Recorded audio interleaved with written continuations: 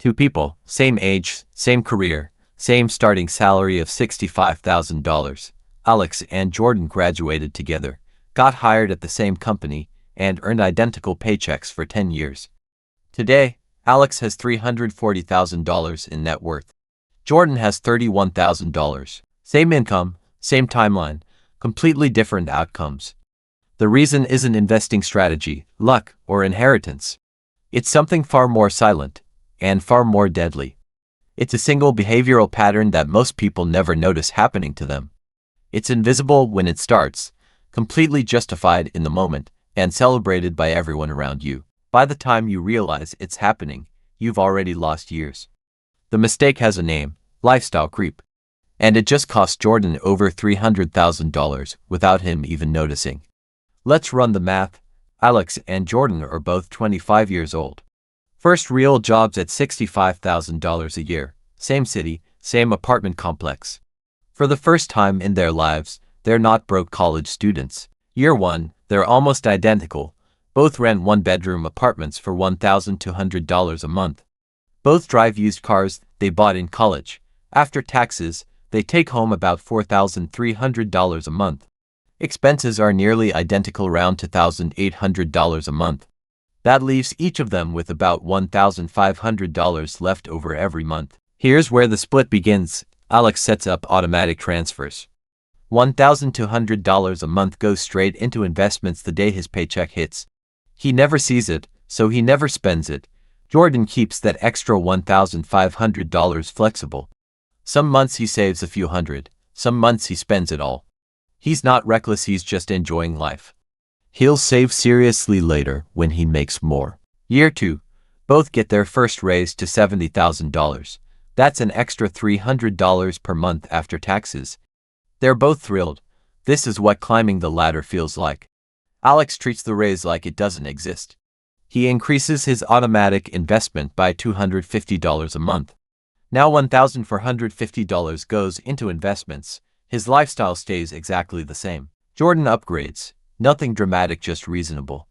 He moves to a slightly nicer apartment for $200 more per month. He's making more now, so it makes sense. He deserves it. The raise doesn't go into savings. It goes into rent. Year 3, another raise. Both now making $76,000. Jordan's feeling great. His income has grown over 15% in 3 years, but his savings account has barely moved. Still sitting at around $8,000 total. He's not sure where the money is going, but he's not worried. Alex is now automatically investing $1,650 a month. He's captured every raise and redirected it before lifestyle could absorb it. His portfolio has crossed $60,000. Jordan makes another reasonable decision. His car is 7 years old, hitting 90,000 miles. He's making $76,000 now. He's a professional. He deserves a reliable car. He finances a new $35,000 SUV over 5 years at 5% interest payment, $660 a month. He can afford it. His income supports it. On paper, it makes sense. Year 5, the big one. Both get promoted to $95,000 a year. Jordan feels like he's finally made it. Time to live like it. Jordan upgrades again. Luxury apartment at $2,100 a month. Gym, rooftop, floor-to-ceiling windows. All his colleagues live in places like this. He's not being irresponsible, he's living at his income level. Alex gets the same promotion. He increases his automatic investment to $2,400 a month. He moves to a slightly bigger apartment for $1,400, a small upgrade, not proportional to his income jump. He buys a newer used car for $15,000 cash. No payment. He's still living well below his income. Year 7, both making $105,000. Jordan looks successful, luxury apartment, nice car, frequent travel. On Instagram, he's winning. In reality, his savings rate is almost zero. He's making $7,000 a month after taxes and spending $6,400. He's living paycheck to paycheck on a 6-figure salary. Alex is investing $2,900 a month. His portfolio has crossed $185,000. Compound growth is doing real work. He's not trying to look wealthy. He's trying to become wealthy. Jordan starts feeling the squeeze. When his friend asks him to invest in a side business, he can't. When a $2,000 car repair hits, it goes on a credit card. He's not broke, he's fully extended. Every dollar is already spoken for. Rent, car, insurance, lifestyle. There's no room left. He's trapped in his own income. Year 10. Both are 35 years old, making $115,000 a year. Over 10 years, they earn virtually identical income, around $950,000 each before taxes. Jordan has $31,000 in total net worth, a small retirement account and a few thousand in checking. His car is worth $18,000, but he owes $12,000 on it. He makes six figures and has nothing to show for it. He's confused, frustrated, and silently panicking. Where did it all go? Alex has $340,000 in net worth. Brokerage account, $285,000. Max Roth IRA, $55,000. No debt. He owns his car outright. He's on track to retire at 50. His lifestyle is comfortable but modest. He doesn't look rich. But on paper, he's built more wealth in 10 years than most people build in 30. Here's the actual cost of Jordan's silent mistake. If he had invested the same $2,400 per month that Alex did, his portfolio would look almost identical. But he didn't. He let every raise get absorbed into a slightly better apartment, a slightly nicer car, slightly more expensive habits.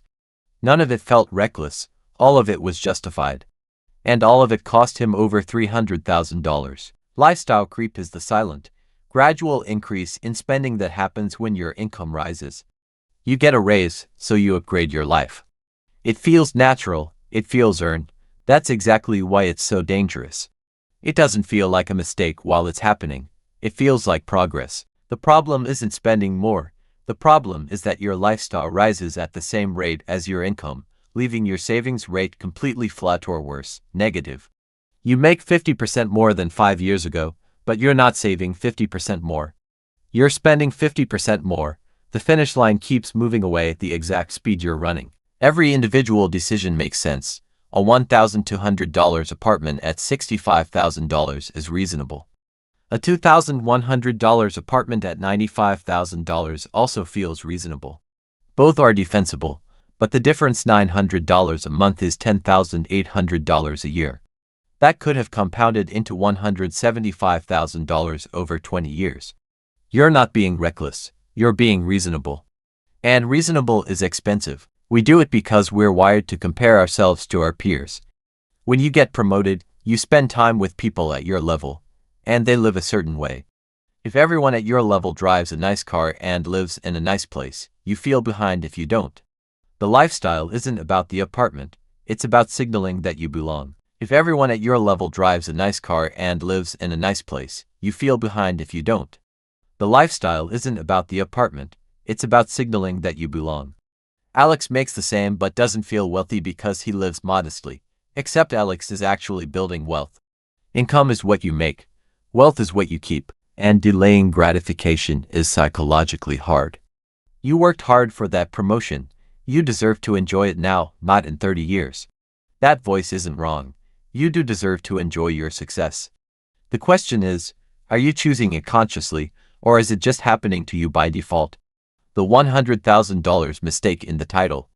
That's conservative. Let's run the real math. The apartment upgrade from $1,200 to $2,100 over 10 years cost $108,000 in rent alone.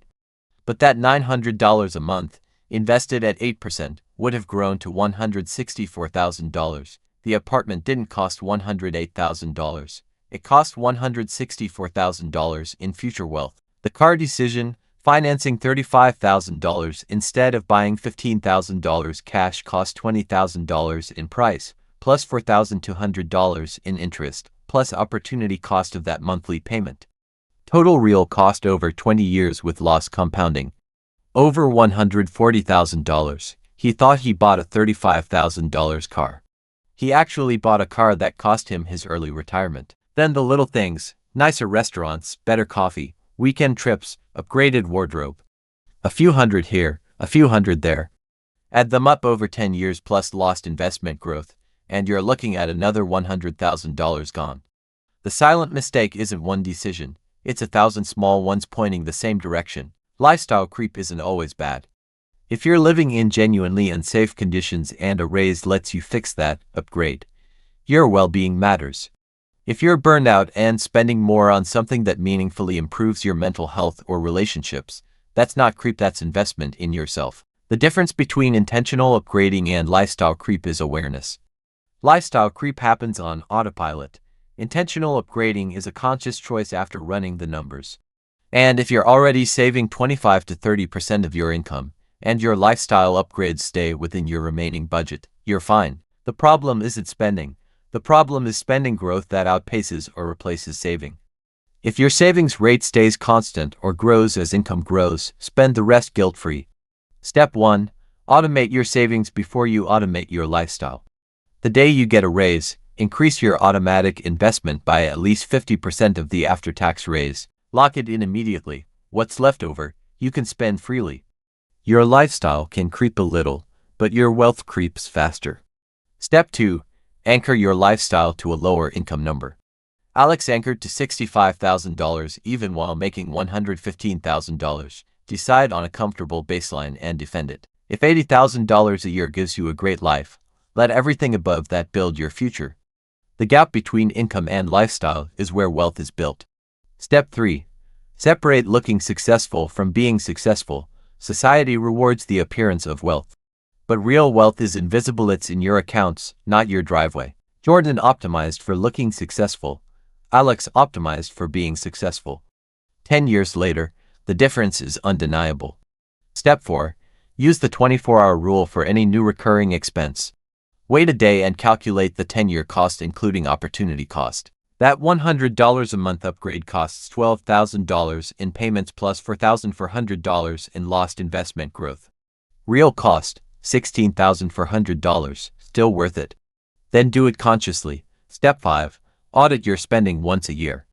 Ask, if I were starting from zero today, would I choose this expense again? Sometimes yes, sometimes you realize you're paying for a gym you don't use, a subscription you forgot about, or a car that's more than you need. Here's what nobody tells you. Avoiding lifestyle creep doesn't feel like sacrifice once you see the scoreboard. Alex doesn't feel deprived. He feels free.